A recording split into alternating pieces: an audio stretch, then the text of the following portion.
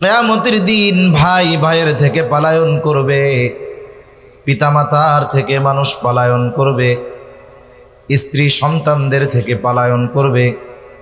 প্রত্যেকটা মানুষ সেই দিন নিজের চিন্তায় বিভোর থাকবে, নিজের চিন্তায় চিন্তিত থাকবে। সবাই চিন্তিত। সেই দিন আমার আপনার নবীজিও চিন্তিত থাকবেন। সব মানুষ চিন্তিত থাকবে নিজের জন্য, আর আমার আপনার নবীজি চিন্তিত থাকবেন উম্মতের নাজাতের জন্য। নবীজি নিজের চিন্তায় চিন্তিত থাকবেন না, নবীর চিন্তা আমার উম্মতের কি হবে। দুনিয়াতেও যেমন নবীন উম্মতের চিন্তায় চিন্তিত, আখিরাতের ময়দানে নবীজিও উম্মতের চিন্তায় চিন্তিত থাকবেন। একটা মানুষ যখন চিন্তাগ্রস্ত থাকে, পেরেশান থাকে, আপনি তাকে যতই আরামের বিছানা দেন না কেন, এসি রুমে তাকে আপনি শোয়া দেন না কেন, অনেক সময় ঘুমের ট্যাবলেট আপনি তাকে খাওয়ান না কেন, পেরেশানির কারণে অনেক সময় ঘুমের ট্যাবলেটেও ঘুম আসে না, আরামের বিছানা এসি রুমেও ঘুম আসে না। মানুষ যখন চিন্তিত থাকে সে এক জায়গায় স্থির থাকতে পারে না। সে ঘরের মধ্যে বিভিন্ন জায়গায় পায়চারি করে, ছাদে যায়, বাড়ির উঠান দিয়ে হাঁটাহাঁটি করে, তার মানে সে বারবার শুধু স্থান পরিবর্তন করে। কিয়ামতের দিন আমার আপনার নবী উম্মতের চিন্তায় বিভোর, তিনিও এক জায়গায় স্থির থাকবেন না।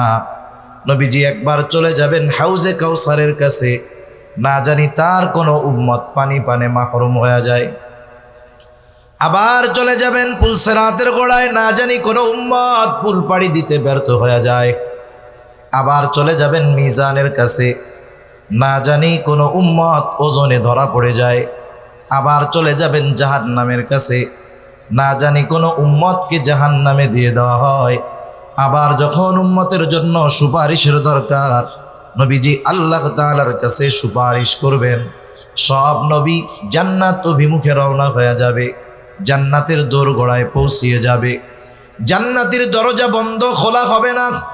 জিজ্ঞাসা করা হবে, কি ব্যাপার, দরজা খোলা হয় না কেন?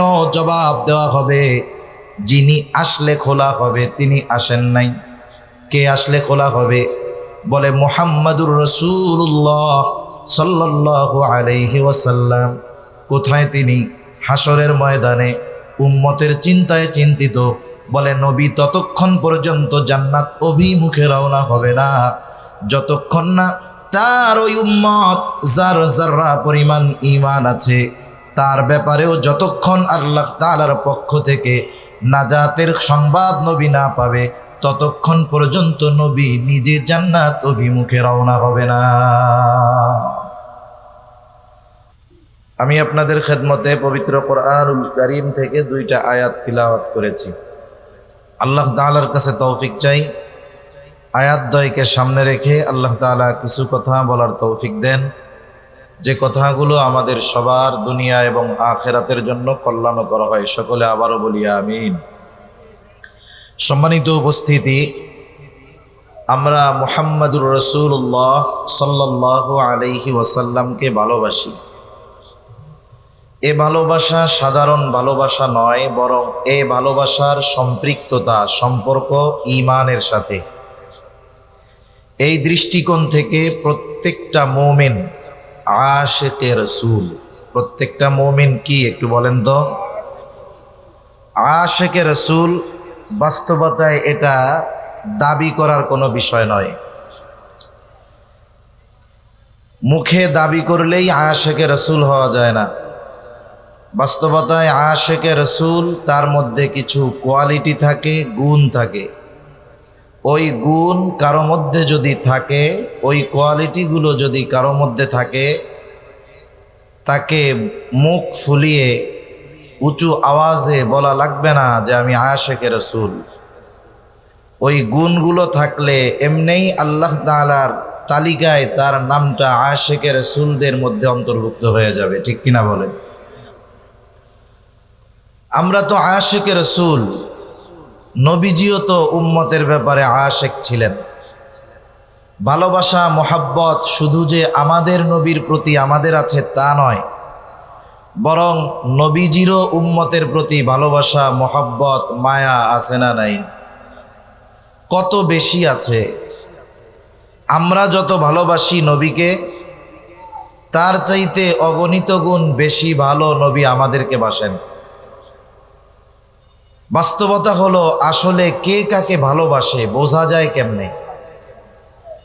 আসলে যে আমাকে আপনাকে মুসিবতের সময় দূরে ঠেলে দেয় না, মুসিবতের সময় পাশে থাকে, বিপদে পাশে থাকে, বাস্তবেই সে আমাকে আপনাকে ভালোবাসে।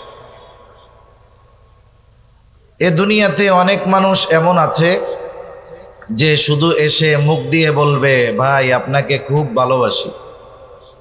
এখন সেই লোকের সাথে বাজারে গেছে, ওই লোকটা বাজারে গিয়ে একটা মুসিবতে পড়েছে। ও চিন্তা করতেছে, মুসিবতে পড়ছি, আমি তো আর একা না, আমার সাথে আমার এমন একজন মানুষ আছে, যদি জীবন দেওয়া লাগে তাও সে দিয়ে দিবে। এই চিন্তা করতেছে, আর ডানে বামে তাকায় দেখে সে আছে কিনা। কিন্তু ডানে বামে তাকায় দেখে যেই লোক তারে জীবন দিতে প্রস্তুত ছিল, বারবার মুখ দিয়া বলতো, তাকে বিপদে দেখে সে তাকে বিপদে ফেলায়া বাঁচছে।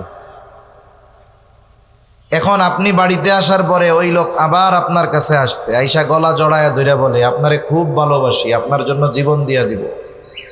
বলেন তো, এই যে ভালোবাসার কথা মুসিবতে পড়ার আগে যখন শুনতেন খুব ভালো লাগতো, কিন্তু যখন মুসিবতে পড়ার পরে ও আপনাকে একা রাইখা চলে আসছে, ওর আচার আচরণ চরিত্র জানার পরে ও মুখ দিয়ে যদি বলে আপনারে খুব ভালোবাসি, তখন এই কথা শুনতে আর ভালো লাগবে না।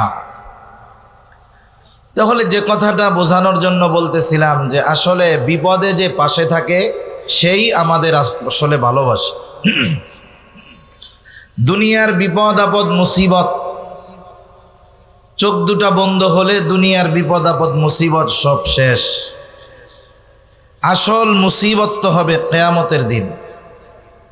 ওই মুসিবত মানুষ এতটা ভীত হবে, ওই মুসিবতে মানুষ এতটা চিন্তিত হবে যে সেই দিন ভাই ভাইকে চিনবে না, মা তার সন্তানকে চিনবে না, সবাই সবার থেকে লুকিয়ে থাকবে, পলায়ন করবে। অথচ এই দুনিয়াতে একটা মানুষ 14 ঘন্টা 15 ঘন্টা পরিশ্রম করে, 14-15 ঘন্টা পরিশ্রম করার পরে যখন লোকটা বাসায় যায়, বাসায় গিয়ে যখন তার মা বাবা স্ত্রী ছোট সন্তানের চেহারা দেখে, এই যে 14-15 ঘন্টা তার যে কষ্ট ছিল, বাচ্চার চেহারা দেখা মাত্রই সব কষ্ট নিমেষে দূর হয়ে যায়। যারা প্রবাসে থাকে, সৌদিতে থাকে, মিডল ইস্টে থাকে, কত কষ্ট তাদের। প্রচণ্ড রৌদ্রের ভিতরে পরিশ্রম করে, কেউ কনস্ট্রাকশনের কাজ করে। এই মানুষগুলো 15-16 ঘন্টা ডিউটি করে, বাসায় এসে রান্না বান্না খাওয়া দাওয়ার সময় কম, 6 ঘন্টা ঘুমোতে পারে, এই রকম প্রবাসী কম আছে। অথচ বাসায় আসার পরে সে যখন মোবাইল নিয়ে তার বাসায় ফোন দেয়, বাচ্চাটার চেহারা দেখে, এই যে 16-17-18 ঘন্টার কষ্ট মুহূর্তের ভিতরে দূর হয়ে যায়। ঠিক কিনা বলেন? তাহলে দুনিয়াতে মানুষ কষ্ট দূর করার জন্য স্ত্রীর চেহারা দেখে, মা বাবার চেহারা দেখে, সন্তানের চেহারা দেখে, কিন্তু কিয়ামতের কষ্ট, কিয়ামতের মুসিবত সন্তান, স্ত্রী, মা বাবার চেহারা দেখলে দূর হবে না, বরং ওই দিন সন্তানের চেহারা দেখা, মা বাবার চেহারা দেখা তাদের জন্য আরো কষ্টের কারণ হয়ে যাবে। এই জন্য ওই মুসিবতের দিন সবাই সবার থেকে পালাইতে থাকবে। আল্লাহ তাআলা বলেন, ইয়াউমা ইয়াফিরুল মারউ মিন আখিহি ওয়া উম্মিহি ওয়া আবিহি ওয়া সাহিবাতিহি ওয়া বানিহি লিকুল্লি ইমরিইম মিনহুম ইয়াউমাইযিন শা'নুন ইউগনিহি। আল্লাহ রাব্বুল আলামিন বলেন, কিয়ামতের দিন ভাই ভাইয়ের থেকে পলায়ন করবে, পিতামাতার থেকে মানুষ পলায়ন করবে, স্ত্রী সন্তানদের থেকে পলায়ন করবে, প্রত্যেকটা মানুষ সেই দিন নিজের চিন্তায় বিভোর থাকবে, নিজের চিন্তায় চিন্তিত থাকবে। সবাই চিন্তিত। সেই দিন আমার আপনার নবীজিও চিন্তিত থাকবেন। সব মানুষ চিন্তিত থাকবে নিজের জন্য, আর আমার আপনার নবীজি চিন্তিত থাকবেন উম্মতের নাজাতের জন্য। নবীজি নিজের চিন্তায় চিন্তিত থাকবেন না, নবীর চিন্তা আমার উম্মতের কি হবে। দুনিয়াতেও যেমন নবীন উম্মতের চিন্তায় চিন্তিত, আখিরাতের ময়দানে নবীজিও উম্মতের চিন্তায় চিন্তিত থাকবেন।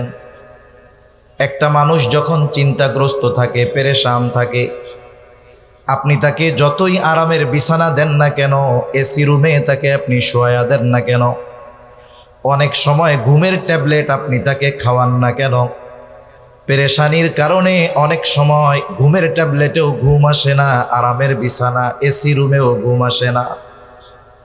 মানুষ যখন চিন্তিত থাকে সে এক জায়গায় স্থির থাকতে পারে না। সে ঘরের মধ্যে বিভিন্ন জায়গায় পায়চারি করে, ছাদে যায়, বাড়ির উঠান দিয়ে হাঁটাহাঁটি করে, তার মানে সে বারবার শুধু স্থান পরিবর্তন করে। কিয়ামতের দিন আমার আপনার নবী উম্মতের চিন্তায় বিভোর, তিনিও এক জায়গায় স্থির থাকবেন না। নবীজি একবার চলে যাবেন হাউজে কাউসারের কাছে, না জানি তার কোনো উম্মত পানি পানে মাহরুম হয়ে যায়। আবার চলে যাবেন পুলসেরাতের গোড়ায়, না জানি কোনো উম্মত পুল পাড়ি দিতে ব্যর্থ হয়ে যায়। আবার চলে যাবেন মিজানের কাছে, না জানি কোনো উম্মত ওজনে ধরা পড়ে যায়। আবার চলে যাবেন জাহান্নামের কাছে, না জানি কোনো উম্মতকে জাহান্নামে দিয়ে দেওয়া হয়। আবার যখন উম্মতের জন্য সুপারিশের দরকার, নবীজি আল্লাহ তাআলার কাছে সুপারিশ করবেন। সব নবী জান্নাত অভিমুখে রওনা হয়ে যাবে, জান্নাতের দোরগোড়ায় পৌঁছিয়ে যাবে। জান্নাতের দরজা বন্ধ, খোলা হবে না। জিজ্ঞাসা করা হবে কি ব্যাপার, দরজা খোলা হয় না কেন? জবাব দেওয়া হবে যিনি আসলে খোলা হবে তিনি আসেন নাই। কে আসলে খোলা হবে? বলে মুহাম্মাদুর রাসূলুল্লাহ সাল্লাল্লাহু আলাইহি ওয়াসাল্লাম। কোথায় তিনি? হাসরের ময়দানে উম্মতের চিন্তায় চিন্তিত।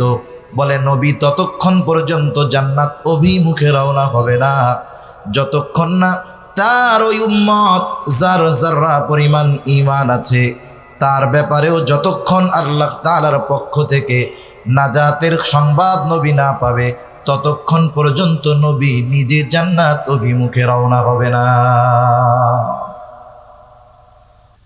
তাহলে নবীজির উম্মতের প্রতি দরদ মায়া কত বেশি, কত বেশি।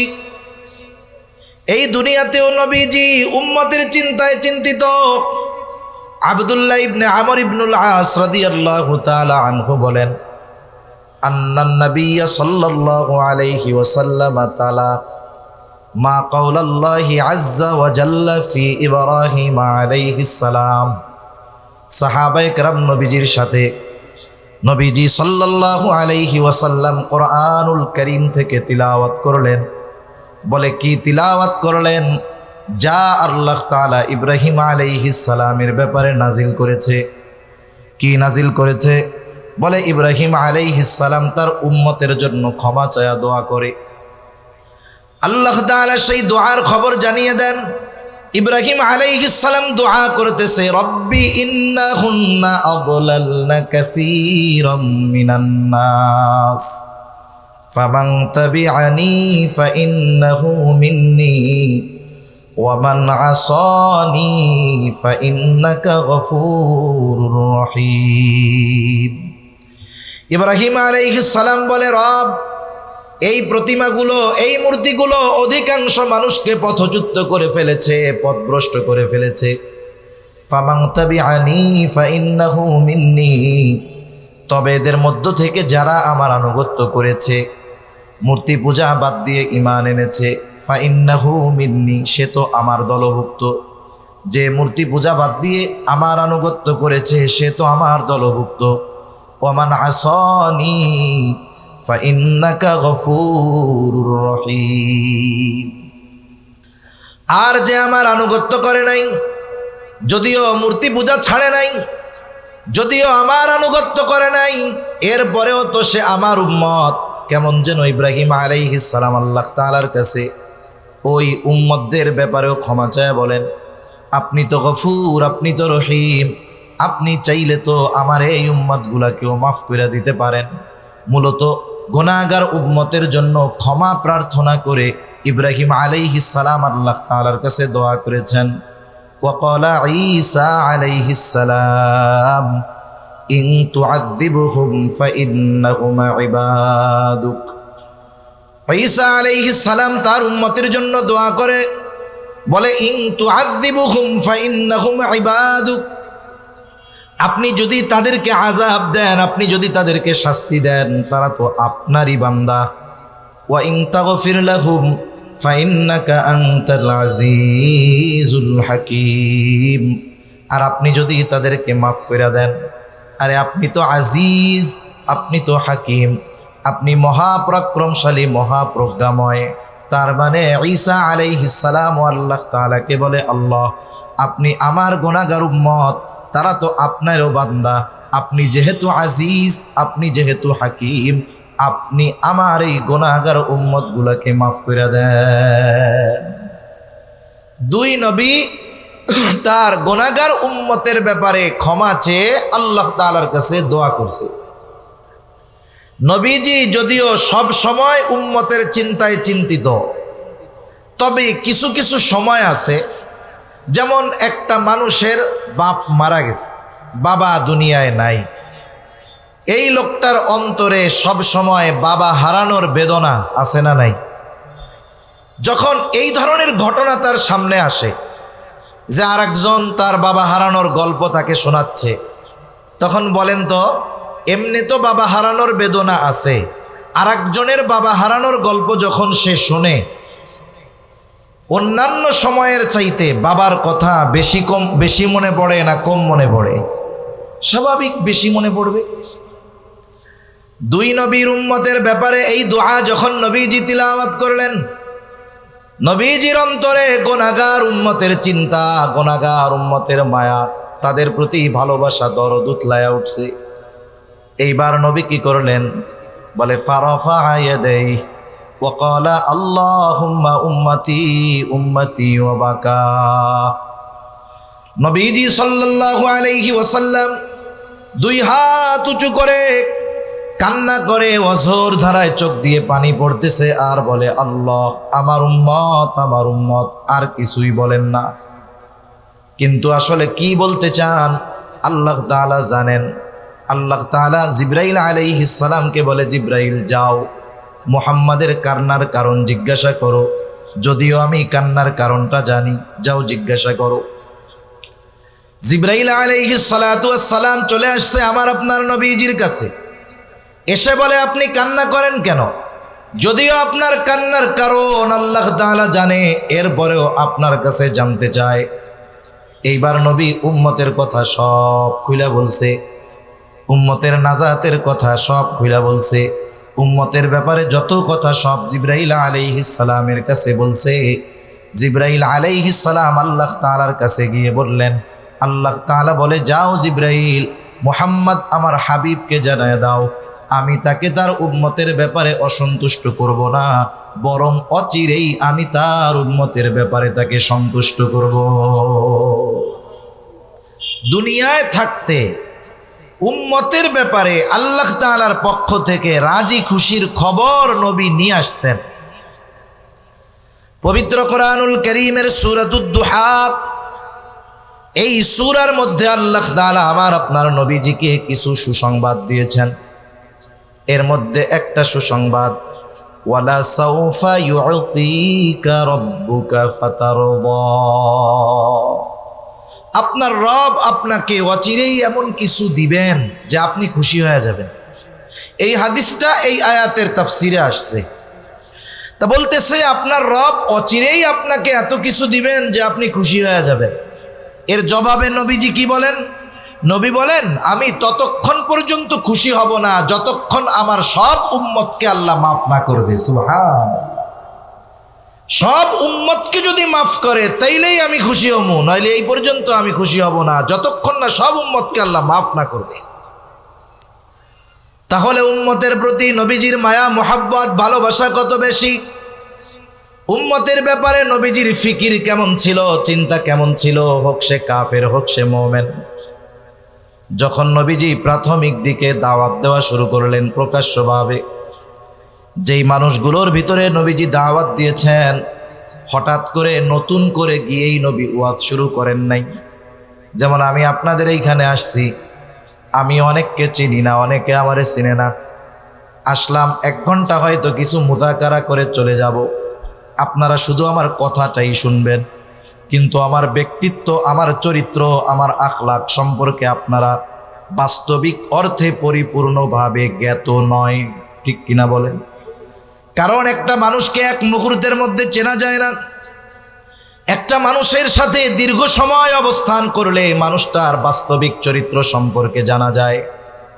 আমার আপনার নবী হুট করে গিয়া নতুন কোনো পরিবেশে দাওয়াত দেন নাই। যেই পরিবেশে তিনি দাওয়াত দেওয়া শুরু করেছেন, ওই মক্কার জমিনে তিনি এর আগে 43 বছর তিনি অতিবাহিত করেছেন। 43 বছর, নবুয়তির 3 বছর পরে প্রকাশ্যে দাওয়াতের নির্দেশ এসেছে। এর মধ্যে শৈশবের কয়েক বছর বাদ দেন, 40 বছর তো তিনি মক্কাবাসীর মধ্যে ছিলেন। মক্কাবাসী তো নবীজিকে ভালো মতো চিনে, নবীজিও মক্কার প্রত্যেকটা মানুষকে ভালো মতো চিনতেন। নবীজির চরিত্রের ব্যাপারে কাফেররা কতটা অবগত ছিল যে নবীজির বয়স যখন 20-এর কোঠায়, তখনই মক্কার মানুষ আমার আপনার নবীজির উপাধি দিয়েছিল আল আমিন, আস সাদিক, বিশ্বস্ত, আমানতদার, সত্যবাদী। এই মানুষটা গোটা হায়াতে একটা মিথ্যা কথা বলে নাই। কেমন ছিল তিনি? আল্লাহ তাআলা তো আমার আপনার নবীজির সত্যবাদিতার সত্যায়ন করেছেন, সাক্ষ্য দিয়েছেন।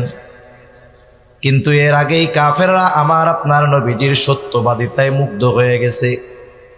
যখন প্রকাশ্যে দাওয়াত দেওয়ার নির্দেশ আল্লাহ তাআলার পক্ষ থেকে আসলো, ওয়া আনদির আশীরাতাকাল আকরাবিন, এখন আর গোপনে দাওয়াত নয়, দাওয়াত দিতে হবে প্রকাশ্যে।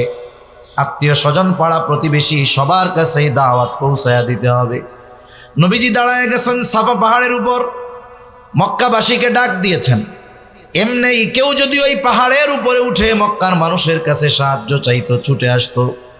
আজকে ডাক দিচ্ছে আল আমিন, দলে দলে সকলে চলে আসছে। মুহাম্মদ, আমাদেরকে কেন একত্রিত করছো? নবীজি এইবার তাদেরকে প্রশ্ন করলেন, আমি যদি তোমাদেরকে এই সংবাদ দেই, এই পাহাড়ের পেছন দিকে পাদদেশে একদল অশ্বারোহী সৈন্য তোমাদের উপরে আক্রমণ করার জন্য প্রস্তুতি গ্রহণ করতেছে, আকুনতুম মুসাদ্দিকিয়া, তোমরা কি আমার এই কথা বিশ্বাস করবা নাকি? নবীজি জিজ্ঞাসা করার সাথে সাথে উপস্থিত সকলে সমস্বরে জবাব দিয়ে বলে, কেন নয়, অবশ্যই বিশ্বাস করব, কারণ ইতিপূর্বে আমরা তোমাকে সব সময় সত্যবাদী পেয়েছি। ইতিপূর্বে তুমি আমাদের সাথে গোটা হায়াতে মিথ্যা কথা বলো নাই, আর আজকে মিথ্যা কথা বলবা? এইরকম একজন সত্যবাদী, যার চরিত্রের ব্যাপারে কাফেররা সম্পূর্ণভাবে অবগত, এইরকম একজন মহামানব তাদেরকে দাওয়াত দিতে গেছে। কি করছে? এই দাওয়াত তারা গ্রহণ করে না, যার ব্যাপারে তারা সব কথা বিশ্বাস করে। কিন্তু যখন নবী বললেন, আমি তোমাদের কাছে আল্লাহর পক্ষ থেকে প্রেরিত রাসূল, আল্লাহ তাআলা আমাকে নবী বানিয়ে পাঠিয়েছেন, আল্লাহ এক, তারই ইবাদত করো, তাহলে কি হবে? বলে আখিরাতে নাজাত পাবা, জান্নাতে চলে যাবা, জীবনটা সফল হয়ে যাবে। এই যে তাদের কল্যাণের কথা যখন নবীজি বললেন, এইবার ওই মানুষগুলো তার দুশ্মন হয়ে গেল। যেই মানুষগুলো বলেছিল তুমি আস-সাদিক, তুমি আল আমিন, সেই মানুষগুলোই তার বিরুদ্ধাচরণ শুরু করে দিল। একটা বিষয় হলো, আমি আপনি যদি অপরিচিত কোনো মানুষের কাছ থেকে কোনো খারাপ ব্যবহার পাই, মনে করেন এক জায়গায় গেছি, মানুষ সেও আমাকে চিনে না, আমিও তাকে চিনি না, অথবা আপনিও তাকে চিনেন না, সেও আপনাকে চিনে না, অপরিচিত, হঠাৎ দেখা হয়েছে।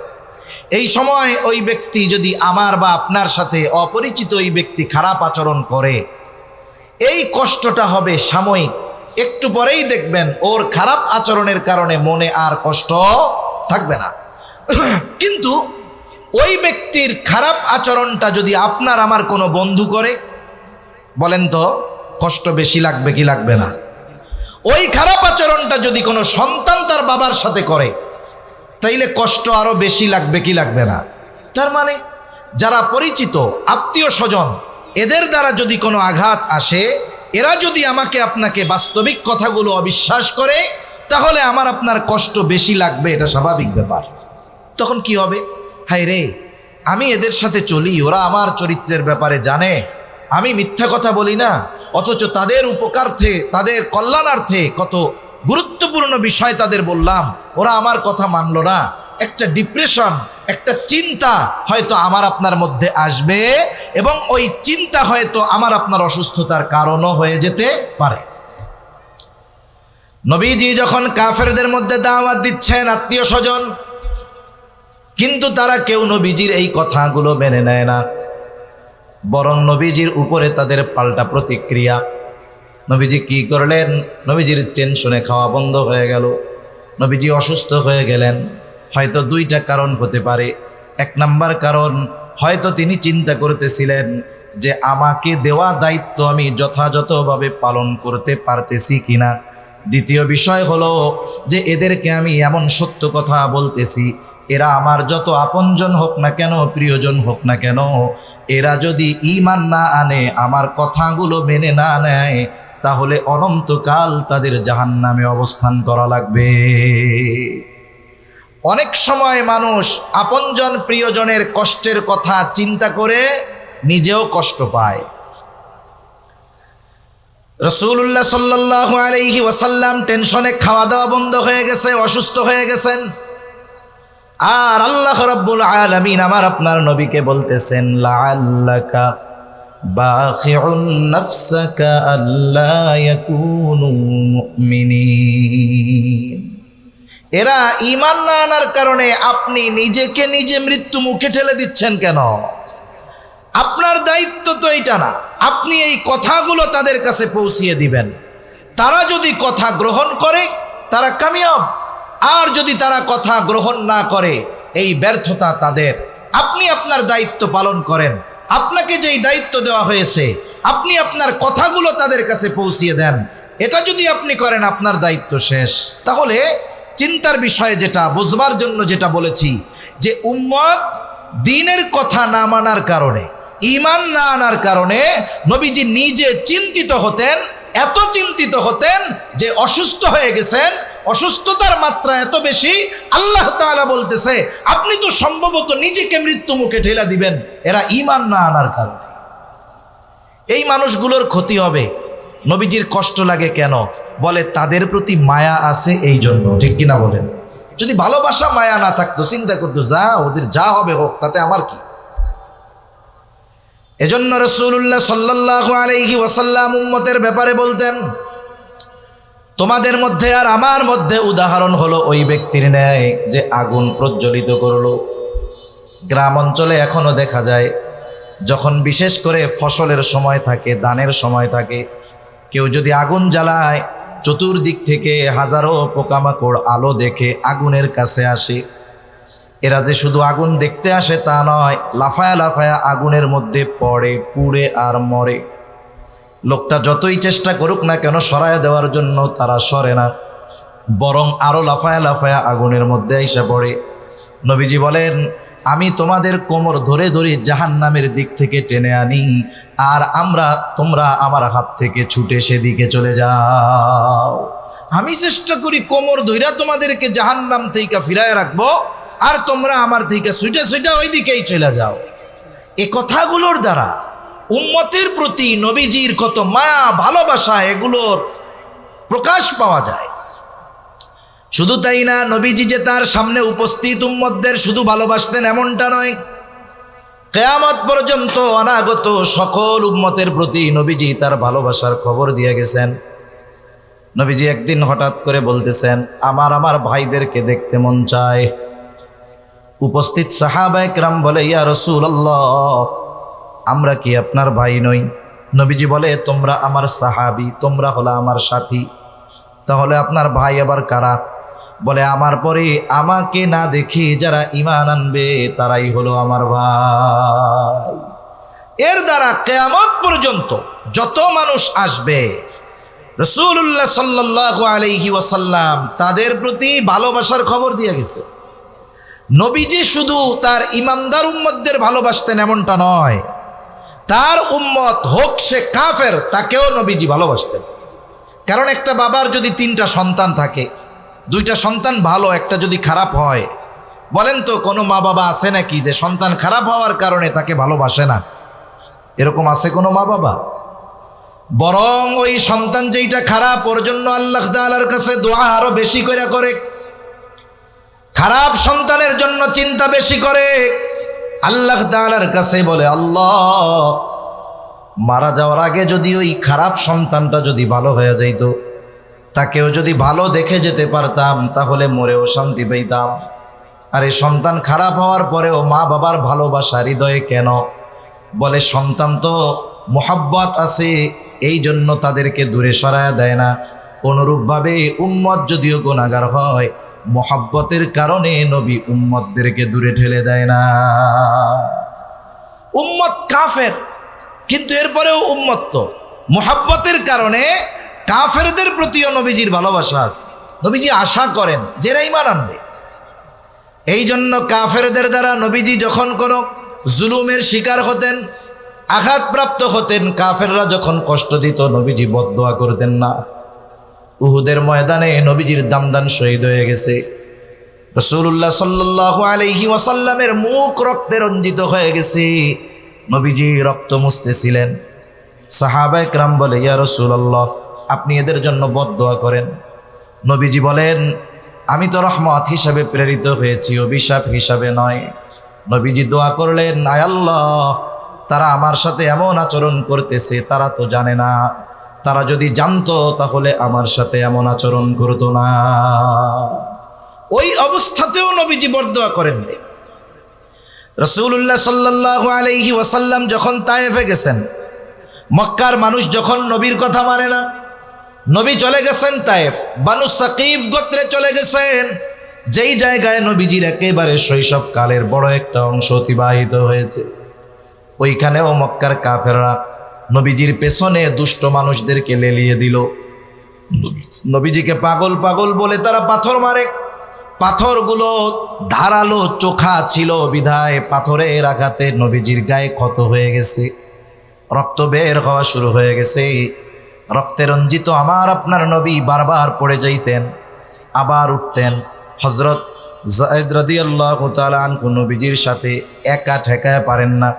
সারাদিন নবীজি দাওয়াত দিয়েছেন, রক্ত এত পরিমাণ বের হয়েছে যে গায়ের গোটা পোশাক ভিজে গেছে। পোশাক ভিজে, গা বেবে, পা বেবে, রক্ত পড়ে জুতার মধ্যে রক্ত ঢুকছে। ওই রক্ত শুকায় গেছে, শুকায়া জুতা পায়ের সাথে আটকে গিয়েছে। অনেক সময় আমরা ব্লাড ডোনেট করি, অনেক সময় রক্তদান করি মানুষকে। এরকমও দেখছি 100 গ্রাম 150 গ্রাম রক্ত দেহ থেকে নেওয়া হয়। অনেক মানুষ আধা ঘন্টা উঠতে পারে না, অনেকে দাঁড়িয়েছে আবার মাথা চক্কর দিয়ে পড়ে গেছে রক্ত শূন্যতায়। অথচ কত জুলুম, কত অত্যাচার, যে গোটা দেহের পোশাক ভিজে গেছে, এরপরে রক্ত বেয়ে বেয়ে পড়ে জুতার মধ্যে ঢুকছে। ওই রক্ত শুকিয়ে জুতা পায়ের সাথে আটকে গিয়েছে।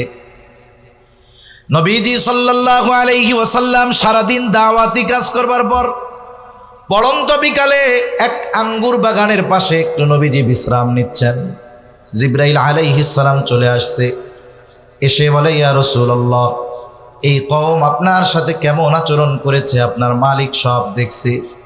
আজকে আমার সাথে নতুন একজন ফেরেশতাকে আল্লাহ তাআলা পাঠিয়েছেন।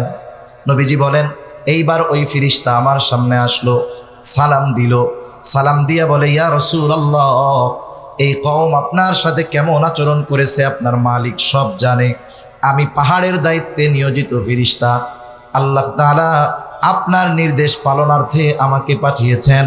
আপনি যদি আমাকে নির্দেশ দেন, যারা আপনার সাথে এমন আচরণ করেছে 2টা পাহাড় দিয়ে আমি এদেরকে পিষে দিব, একেবারে নিশ্চিহ্ন হয়ে যাবে, এদের কোনো অস্তিত্বই থাকবে না। কিন্তু নবীজি তো প্রতিশোধ পরায়ণ ছিলেন না। নবীজি ছিলেন ক্ষমার আধার। রাসূল আকরাম সাল্লাল্লাহু আলাইহি ওয়াসাল্লাম ক্ষমার গুণে গুণান্বিত ছিলেন। ওনার অন্তরটা আল্লাহ তাআলা রহমত দিয়ে মায়া দিয়ে ভরে দিয়েছিলেন। এই জন্যই তো ওনার কাছে মানুষেরা আসতো, নবীর কাছে যারা আসতো, নবীর এই নরম আচরণের কারণে আল্লাহ তাআলা কোরআনুল কারীমের মধ্যে বলেন, ফাবিমা রাহমাতিম মিনাল্লাহি লিনতা লাহুম ওয়ালাউ কুনতা ফাযযান গালিযাল কলবি লানফাদ্দু মিন হাওলিক ফা'ফু আনহুম ওয়াস্তাগফির লাহুম ওয়াশাওিরহুম ফিল আমর। আল্লাহ রাব্বুল আলামিন বলেন, ফাবিমা রাহমাতিম মিনাল্লাহি লিনতা লাহুম, আল্লাহ তাআলার আপনার প্রতি বিশেষ রহমত যে তিনি আপনাকে নরম তবিয়তের করেছেন, দিলটাকে নরম বানায় দিয়েছেন, রহমত দিয়ে ভরে দিয়েছেন। ওয়ালাউ কুনতা ফাযযান গালিযাল কলবি লানফাদ্দু মিন হাওলিক, আপনি যদি কঠোর স্বভাবের হতেন, আপনি যদি রূঢ় হৃদয়ের হতেন, আপনি যদি কঠোর রুক্ষভাষী হতেন, এরা আপনার আশেপাশে কেউ আসতো না। এরা তো আপনার এই তবিয়তের কারণে, আপনার মায়া মোহাব্বত ভালোবাসার কারণে আসে। একটু যদি এদের দ্বারা উল্টাপাল্টা হয়ে যায়, আপনি তাদেরকে ক্ষমা তো করবেনই করবেন, সাথে সাথে এদের জন্য আল্লাহ তাআলার কাছেও ক্ষমা চাইবেন। এমন নরম দিলওয়ালা নবী। ফিরিস্তা বলে আদেশ দেন, 2 পাহাড় দিয়া এদেরকে শেষ করে দেই। নবীজি একটু আরাম করতেছিলেন, যেহেতু ক্লান্ত, এবার উনি উঠা বসছে। নবীজি ফিরিস্তার কথার জবাবে বলতেছে, কেমন যেন বলে যে তুমি তো বলতেছ যে আমাকে আদেশ দেন 2 পাহাড় দিয়ে এদেরকে নিশ্চিহ্ন করে দেই, পিষে দেই, কিন্তু এদের ব্যাপারে আমি কি আশা করি? নবীজি বলেন, বাল আরজু আন ইয়াখরুজাল্লাহু মিন আসলাবিহিম মান ইয়াবুদুল্লাহা ওয়াহদাহু ওয়া লা ইউশরিকু বিহি শাইআ। তুমি তো বলতেছো আদেশ দেন 2 পাহাড় দিয়া পিষা শেষ করে দেই, আর আমি তো এই লোকগুলার ব্যাপারে আল্লাহ তাআলার কাছে আশা করতেছি যে আল্লাহ তাআলা হয়তোবা এদের মধ্য থেকে এমন এক কওম বের করবে, এমন এক প্রজন্ম বের করবে, এমন এক জেনারেশন বের করবে যারা এক আল্লাহর ইবাদত করবে, তার সাথে কারো শরীক করবে না। সুবহানাল্লাহ। গায়ের রক্ত শুকায় নাই, যাদের দ্বারা আঘাতপ্রাপ্ত হয়েছে তাদের ব্যাপারে সামান্য শাস্তির কথাও নবীজি বলেন নাই। এর দ্বারা বোঝা যায় তার উম্মত, হোক সে কাফের হোক সে মুমিন, প্রত্যেক উম্মতের প্রতি নবীজির কত মায়া, কত মোহাব্বত, কত ভালোবাসা। একের পর এক বলতে গেলে লম্বা কথা বলা যাবে, তবে কিছু কিছু সময় আছে 1000 জনের চাইতে 1 জনের কথার মূল্য বেশি, ঠিক কিনা বলেন? নবীজি যে আমাদের ভালোবাসে, দুনিয়ার সব কিছু একদিকে রাখেন, নবীজি যে আমাদের ভালোবাসে, এই ভালোবাসার কথা আমাদের জানিয়ে দিয়েছেন আল্লাহ। নবী যে আমাদের ভালোবাসেন এই খবর দিয়েছেন কে? জোরে বলেন না, কে? আল্লাহ তাআলা দিয়েছেন। আল্লাহ তাআলা কি বলেন? আল্লাহ রাব্বুল আলামিন বলেন, লাকাদ জাআকুম রাসূলুম মিন আনফুসিকুম আজিজুন আলাইহি মা আনিতুম হারিসুন আলাইকুম বিল মুমিনিনা রাউফুর রহিম। আল্লাহ তাআলা বলেন, লাকাদ জাআকুম রাসূলুম মিন আনফুসিকুম, তোমাদের মধ্য থেকে তোমাদের জন্য এমন একজন রাসূল এসেছেন, এমন একজন রাসূলের আগমন হয়েছে। কেমন সেই রাসূল?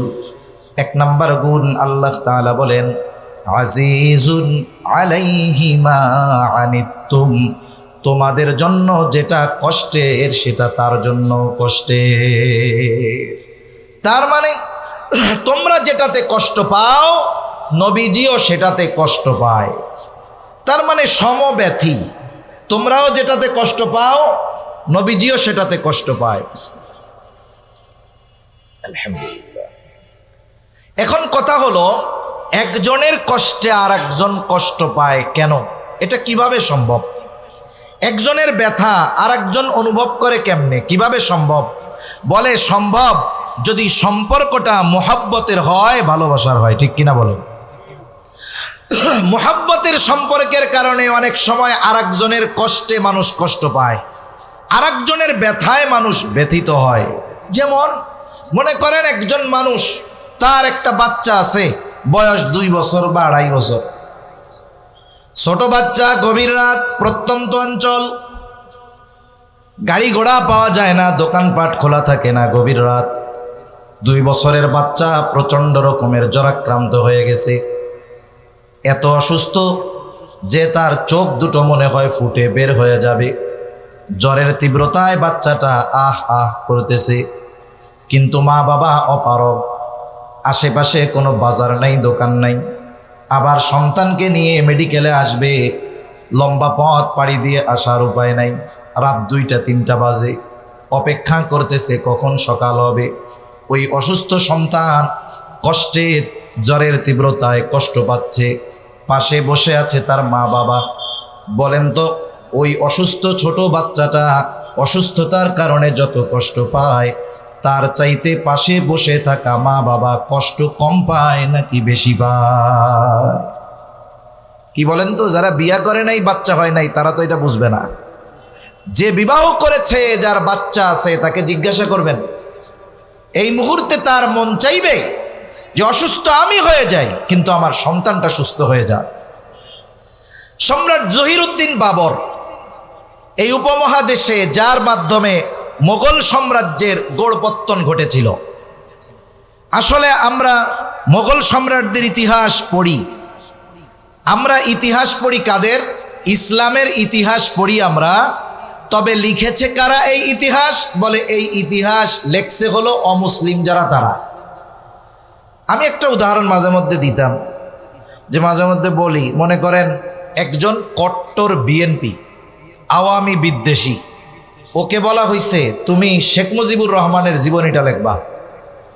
আর অপর পক্ষের একজন আওয়ামী লীগ কট্টর বিএনপি বিদ্বেষী, ওরে দেওয়া হয়েছে তুমি জিয়াউর রহমানের জীবনীটা লিখবা। এরা দুইজন যদি এই 2 ব্যক্তির জীবনী লেখে, কি পাবেন কোন তো? অবস্থা খারাপ হয়ে যাবে না? তাইলে ইতিহাস হলো মুসলমানদের, লেখছে অমুসলিমেরা।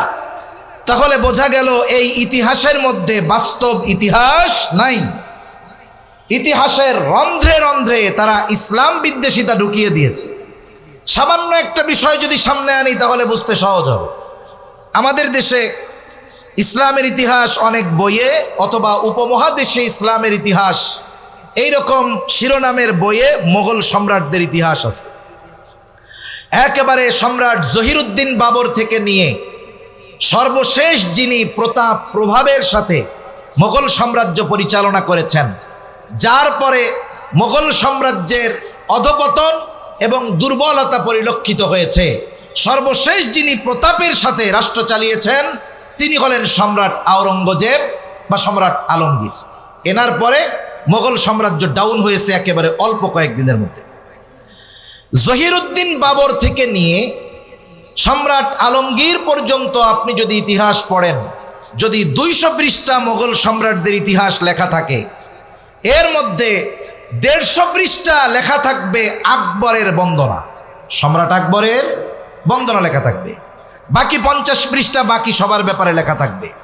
অথচ আপনি যদি ইনসাফের দৃষ্টি দিয়ে সামনে তাকান, ইসলামের দৃষ্টি দিয়ে যদি সামনে তাকান, এই উপমহাদেশে যত মুসলমান শাসক শাসন করেছে, এদের মধ্যে 1-2 মধ্যে থাকবে সম্রাট আওরঙ্গজেব বা সম্রাট আলমগীর। ঠিক কিনা বলেন? ইতিহাস জানেন কি? আমি জানি না। উনি প্রায় 50 বছর এই উপমহাদেশ শাসন করেছে। কত বছর? 50 বছর। কিন্তু এনার 50 বছরকে শেষ করে দেওয়া হয়েছে 50 লাইনের মধ্যে। আর সম্রাট আকবরের ইতিহাসকে অমুসলিমেরা হাইলাইট করেছে। কেন? কারণ এই উপমহাদেশে সম্রাট আকবরের অধীনে ইসলাম এবং মুসলমানদের সবচাইতে বড় ক্ষতি সাধন তারা করতে পেরেছে। ঠিক কিনা বলেন? এই যে আবুল ফজল মারকাজি হুজুর, এটার জন্ম সম্রাট আকবরের সময় হয়েছে। দ্বীনে ইলাহির মতো জঘন্য এক নতুন ধর্ম, যেই ধর্মে একেবারে শিরিকের প্যাকেট দিয়ে মোড়ানো যেই ধর্ম, এটাকে যারা সমর্থন দিয়েছে এই আবুল ফজল মার্কা লোকজন, এই ধর্মের আবির্ভাব সম্রাট আকবরের মাধ্যমে হয়েছে। তার মানে তার দ্বারা অমুসলিমেরা যেই পরিমাণ ইসলামের ক্ষতি করতে পেরেছে অন্য কারো মাধ্যমে পারে নাই। বরং সম্রাট আওরঙ্গজেবের প্রকৃত ইতিহাস জানলে শুনলে অবাক হতে হবে। এখন ওদিকে যেতে গেলে আমি অন্যদিকে চলে যাব, এজন্য যাওয়া যাবে না ওইদিকে। তা 50 বছর উনি শাসন করেছেন। 700 মুফতির তত্ত্বাবধানে ওনার বিচার কার্যালয় পরিচালিত হতো। এইগুলোকেই সংস্কার করে ইতিহাসের এক অনবদ্য ফতোয়ার কিতাব ফতোয়ায়ে আলমগীরির সংকলন হয়েছে। ওনার তত্ত্বাবধানে ওনার নির্দেশনায় 700 মুফতির তত্ত্বাবধানে। কারণ ইনি যেহেতু ইসলামের পক্ষে, এজন্য ওনাকে অমুসলিম ঐতিহাসিকেরা হাইলাইট করে নাই, বরং অনেক বিষয়কে সামনে এনে ওনার চরিত্রের উপরে কালিমা লেপন করে সম্রাট আকবরকে আকবর দ্য গ্রেট, মহানুভব আকবর নামে এই ইতিহাসের পাতায় লেখার অপচেষ্টা ওই অমুসলিম ঐতিহাসিকেরা করেছে। ঠিক কিনা বলেন? এজন্য বাস্তবিক ইতিহাস আমাদের জানা নাই। যা কোন কথা থেকে কোন দিকে চলে যাইতেছি আল্লাহই জানে। সম্রাট জহিরুদ্দিন বাবরের কথা বলতেছিলাম। পিতৃস্নেহের একটা কবিতা আমাদের ছোট সময় ছিল, কবিতাটা আমার মনে নেই। ওনার সন্তান হুমায়ুন অসুস্থ হয়ে গেছিল, গল্পটা বলি আর কি। হুমায়ুন কিন্তু 2 বছরের বাচ্চা ছিল না, বড় ছিল। যদিও পরবর্তীতে শের শাহ সুরির সাথে হুমায়ুন পরাজিত হয়ে ইরানে আশ্রয় নেয় এবং পরবর্তীতে সে শিয়াদের সমর্থন এবং তাদের সহযোগিতায় পুনরায় সিংহাসন পুনর্দখল সে করতে পেরেছে, সেটা পরবর্তী বিষয়। কিন্তু এই হুমায়ুন যখন অসুস্থ হয়ে গেছে, জহিরুদ্দিন বাবর গোটা পৃথিবীর বড় বড় হেকিম কবিরাজকে আনছে সন্তানের চিকিৎসা করার জন্য। যেই আসে সেই ব্যর্থ। সর্বশেষ একজন ডাক্তার চিকিৎসক বলতেছে, সম্রাট বাদশাহ, আপনার সন্তানের যেই রোগ, দুনিয়ার কোনো ডাক্তার এটা নির্মূল করতে পারবে না। এই রোগ নির্মূল যিনি করতে পারবেন তিনি হলেন আল্লাহ। জহিরুদ্দিন বাবর জায়নামাজির পড়ে গেছে। গভীর রজনীতে আল্লাহ তাআলার কাছে রোনাজারি কান্নাকাটি করে বলে, আল্লাহ, আমার হায়াত আপনি আমার সন্তানকে দিয়ে দেন, তার রোগ আমাকে দিয়ে দেন। জহিরুদ্দিন বাবর দোয়া করে, ইতিহাস বলে দোয়া কবুল হয়ে গেছে। আস্তে আস্তে হুমায়ুন সুস্থ হওয়া শুরু হয়ে গেল, আর জহিরুদ্দিন বাবর বিছানা শয্যাশায়ী হয়ে গেল। ইতিহাস বলে সন্তানের সুস্থ চেহারা দেখে জহিরুদ্দিন বাবর তার অসুস্থতায় কষ্ট পায় নাই, বরং সন্তানের সুস্থতা তার আনন্দের কারণ হয়ে গেছে। তাহলে একটু পিতৃ মহাব্বত, মাতৃ মহাব্বত এত বেশি যে সন্তান অসুস্থ হলে, সন্তান কষ্ট পেলে পিতামাতা কষ্ট পায় মহাব্বতের কারণে। বলেন তো, পিতা মাতা আমাকে আপনাকে যত বেশি ভালোবাসে, তার চাইতে আমার আপনার নবী আমাকে কম নাকি বেশি ভালোবাসে? তাইলে নবীও তো কষ্ট বেশি পাওয়ার কথা উম্মতের কষ্টে। এ কথাই আল্লাহ তাআলা বলেন যে উম্মতের যেই বিষয়টা উম্মতের জন্য কষ্টের, এটা নবীর জন্য কষ্টের। তিনি সমব্যথী, উম্মতের প্রতি মুহাব্বত, মায়া, ভালোবাসার কারণেই তিনি কষ্ট পান। এরপরে আল্লাহ তাআলা বলেন, হারিসুন আলাইকুম, তিনি তোমাদের জন্য কল্যাণকামী। নবীজি উম্মতের ব্যাপারে সব অবস্থায় কল্যাণকামী। তিনি উম্মতের জন্য কখনো কঠোরতা চান না। যেই বিষয়টা উম্মতের জন্য কল্যাণকর, নবীজি সেটাই করেন। যেমন হাদিসের মধ্যে আসছে, নবীজি বলেন, আল্লাহ তাআলা প্রত্যেকটা নবীকে তার উম্মতের ব্যাপারে বিশেষ একটা দোয়া করার সুযোগ দিয়েছে, এবং এই দোয়াটা কবুলের প্রতিশ্রুতিও আল্লাহ তাআলা দিয়েছেন। নবীজি বলেন, সব নবী সেই দোয়া তার উম্মতের ব্যাপারে দুনিয়ায় করে ফেলছে। নবীজি বলেন, আমি ওই দোয়াটাকে সংরক্ষণ করে রেখেছি, দুনিয়াতে করি নাই।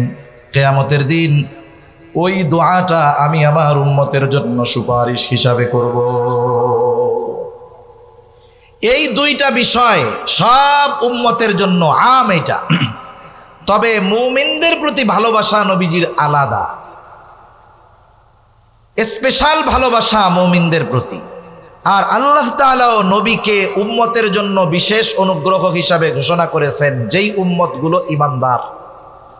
আল্লাহ তাআলা কোরআনুল কারীমের মধ্যে বলেন, লাকাদ মান্নাল্লাহু আলাল মুমিনিনা ইয বাআসা ফীহিম রাসূলাম মিন আনফুসিহিম।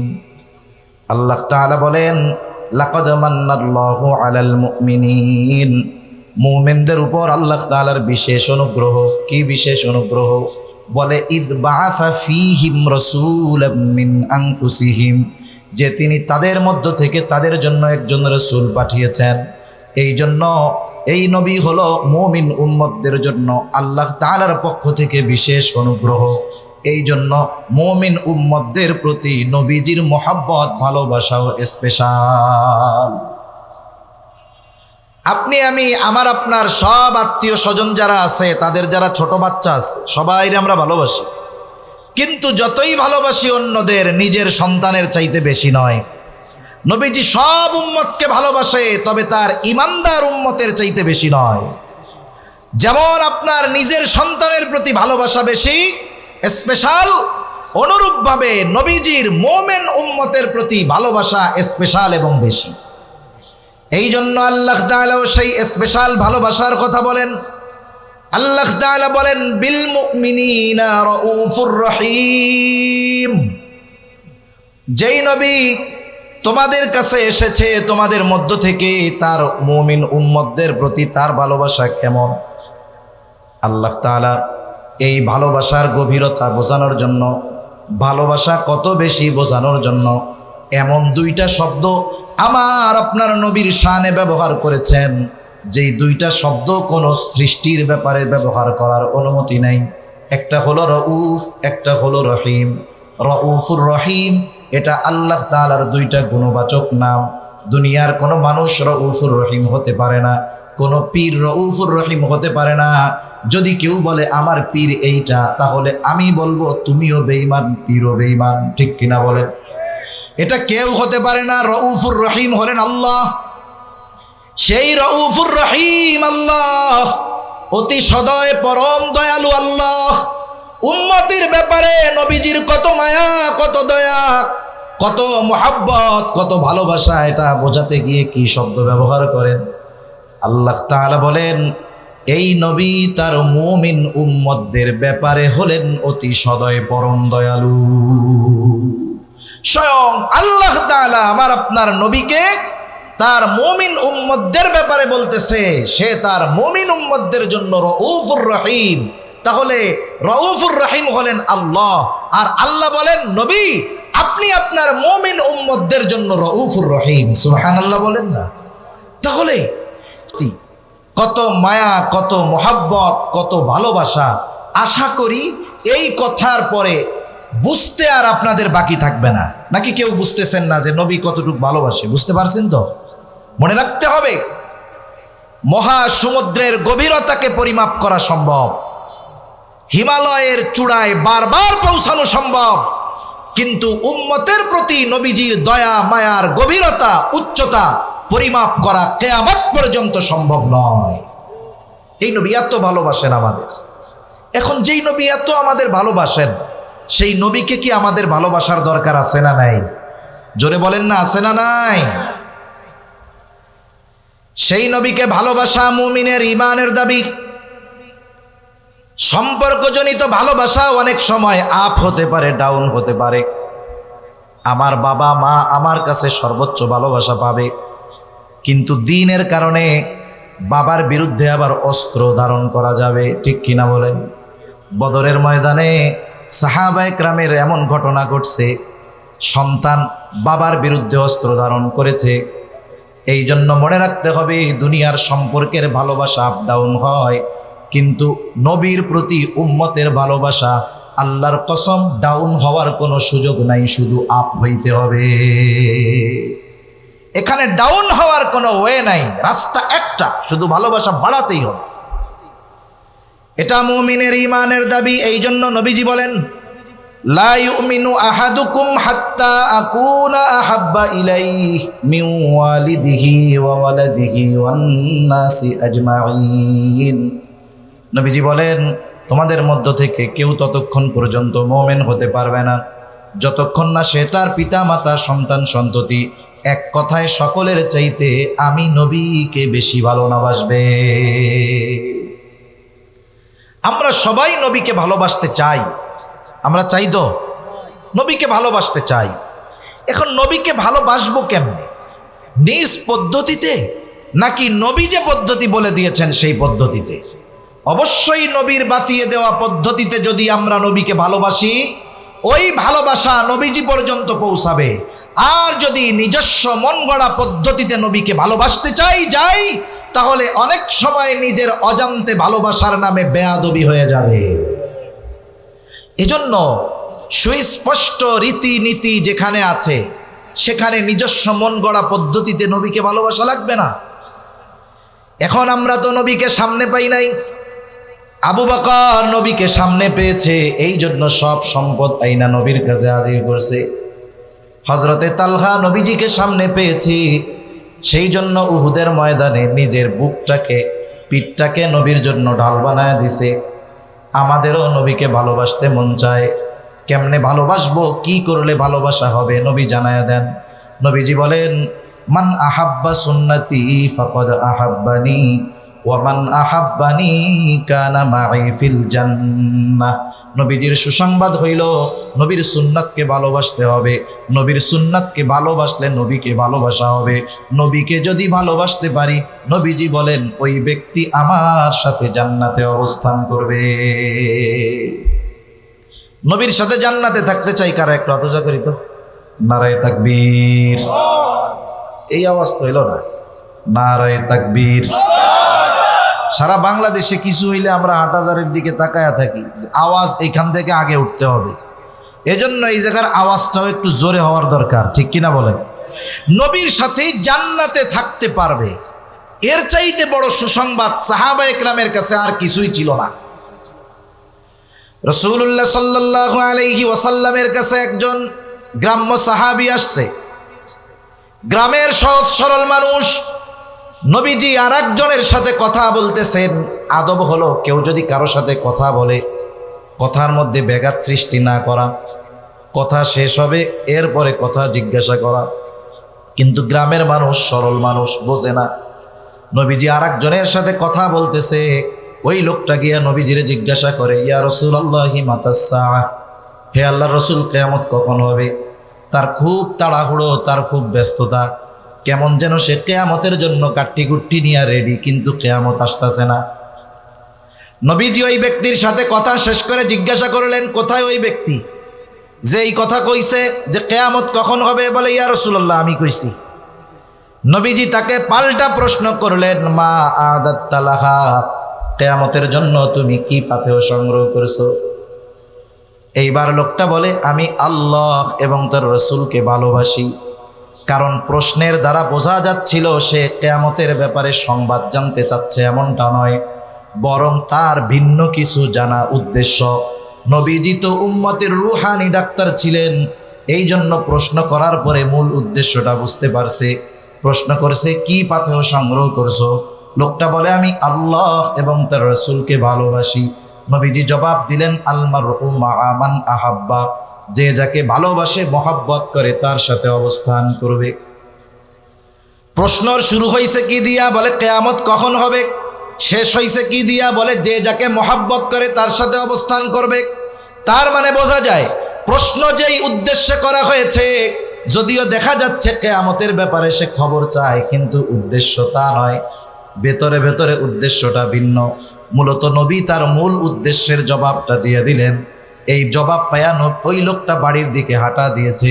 হযরত আনাস রাদিয়াল্লাহু তাআলা আনহু বলেন, নবীর সাথে জান্নাতে থাকতে পারবো, এই খবর শুনে আমরা এত খুশি হয়েছি, ইসলাম গ্রহণের পরে আর কোনো কথার দ্বারা এত খুশি হই নাই।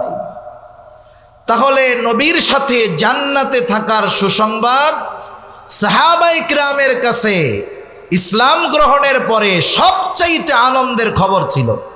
সেই নবীর সাথে জান্নাতে থাকার সুযোগ আমাদের আছে না নাই? জোরে বলেন না, আছে না নাই? তাহলে কি করতে হবে? নবীর সুন্নাতকে মহব্বত করতে হবে, তাইলে অফার পাওয়া যাবে জান্নাতে থাকার। মনে করেন এক বড় কোম্পানি আপনাকে, আমাকে বা আমাদের যে কাউকে একটা অফার দিছে। অফার কি?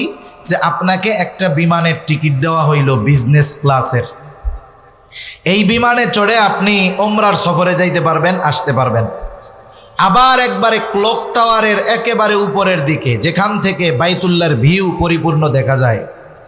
প্রতি রাত্রে একদিন 24 ঘন্টায় বাংলাদেশি টাকায় 30-40 হাজার টাকা এমনি সময় লাগে। এই হোটেলে 5 দিন থাকার সুযোগ আর বিজনেস ক্লাস বিমানে যাওয়া আসার সুযোগ। বড় অফার না? অফার তো পাইছেন। এখন আপনার আমার কাছে পাসপোর্টও নাই, ভিসাও নাই।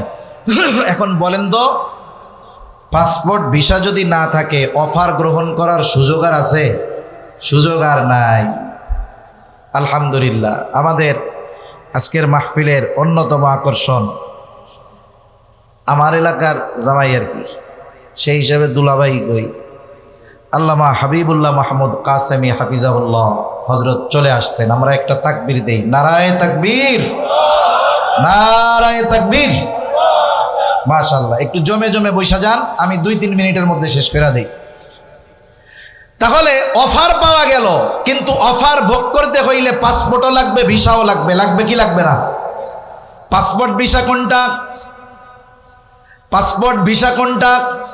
নবীজি বলেন, কুল্লু উম্মতি ইয়াদখুলুনাল জান্নাতা ইল্লা মান আবা। নবীজি বলেন, আমার সব উম্মত জান্নাতে প্রবেশ করবে, আবা উম্মত ছাড়া। জিজ্ঞাসা করা হলো, ইয়া রাসূলুল্লাহ, আবা উম্মত কারা? নবীজি বলেন, মান আতাআনি দাখালাল জান্নাহ ওয়া মান আসানি ফাকাদ আবা। নবীজি বলেন, যে আমার আনুগত্য করবে জান্নাতে প্রবেশ করবে, যে আনুগত্য করবে না আবা উম্মত জান্নাতে প্রবেশ করবে না।